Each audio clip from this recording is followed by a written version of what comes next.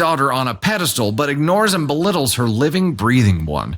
Edit to add, my wife has been in individual therapy for more than 2 years, but she cut back on some hours after we moved since she felt a lot better. I always tell my wife that I would always choose her and that she deserves even better than me.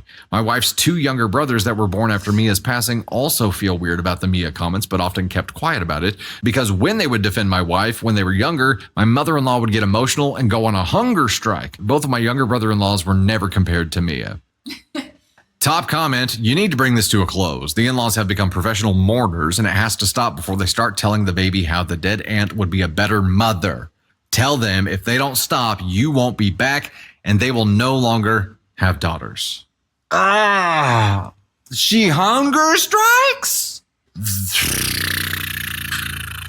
I think we've read stories before where a child passes, which is terrible. It's like the worst possible thing.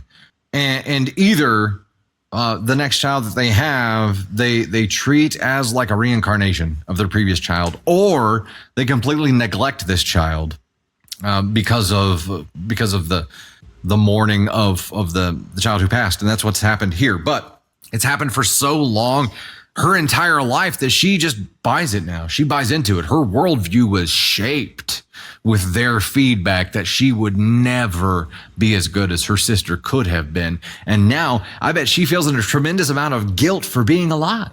The guilt that she must feel at their hands is inexcusable. To make your child feel like trash because you're mourning a child that you lost. Like, I don't understand how it never occurred to them that the things that they were saying or even thinking or feeling could be harmful. And that's the kicker, I think. If you're mourning in a way that is harmful to someone else, you're an asshole. That's it. If you're mourning in a way that makes your child feel belittled, like they're never going to be good enough and like they don't matter, you are sentencing your living child to a life of torture. You are sentencing them to a life where everything that looks, sounds, feels, and tastes like happiness will turn to ash in their mouth. You are giving them a disease. You are cursing them. And to what benefit? That's the part that pisses me off that I don't understand. What do mom and dad gain here? They're torturing themselves over and over and over again. They feel like this is their penance, that this is the price they pay for losing their child, that they have to say these things to make them feel everything fresh again, because if they forget at all, that's a disgrace to her memory. Is that what they think? They think that if they don't hold her on a pedestal for the rest of their lives, that they're somehow not doing her justice. They're somehow not doing enough for her. If your grief requires that you sacrifice someone living, that's not grief. That's you failing to grieve. That's you struggling with regret, struggling with guilt, struggling with failing as a parent to protect your own child. I understand it would be the worst possible thing to ever feel, to ever wrestle with for your life.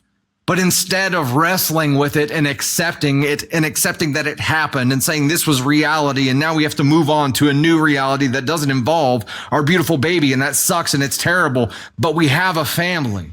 We have a family here that we need to care for. We have a daughter. We have another daughter that we need to love the same way we would have Mia. We have another chance to raise a daughter. It's not a do-over, child. It's another chance, though, to raise a daughter and to do all the things we ever wanted to do with Mia. And instead, you just made sure that this daughter knew that she was always going to be second place, that the carrot in front of her could never be had, that she would never be good enough, that she would never be pretty enough or smart enough or anything enough. She would never be enough. If these were my parents, someday, time is going to come when they pass on. Someday, I'm going to be in charge of headstones. Someday, one of those headstones is going to say, and the other one's going to say, you. No names, no nothing, just you. These people need help. But at this point, look, So the top commenter is saying you need to bring this to a close. The in-laws have become professional mourners and it has to stop before they start telling the baby how the dead aunt would be a better mother. Tell them if they don't stop, you won't be back and then they will have no daughters. This isn't going to stop. This is not something that you alone can put a stop to, OP. This is a way of life for them.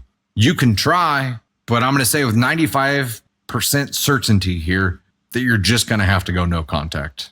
And really encourage your wife to stay in therapy. There is no like, I'm feeling a little bit better, so I'm going to do less. No. Like, we're going to keep going at full strength to make sure you keep feeling better. Because every time a family member shows up on your phone, all of a sudden you're not good enough anymore. You're not enough. You're self-deprecating. You get sucked right back in. But this is now this is a part of who she is now too. And I think she's going to have to accept that at some point, and you have to accept that too, OP, that this is part of who she is. She was raised this way. Her worldview is shaped through this filter that she will never be enough. It is sad. It's just sad. Snorts, F that, make a speech at the wedding addressing it, cleared by brother-in-law first, of course. Hey, I mean, at least if you're dropping a public mic and then walking away, that's one thing. I don't think you're going to win the battle of them not treating her like this, because they've kind of bundled it in with their own penance. It's like they say these things about her as a way of like punishing themselves too. But it's cowardly because they pass on the pain to her. They feel it, but she has to live with it. They essentially like made her the mule that gets to carry all this baggage for the rest of her life, and they just deferred it onto her. That's the most terrible, shitty thing you could do as a parent.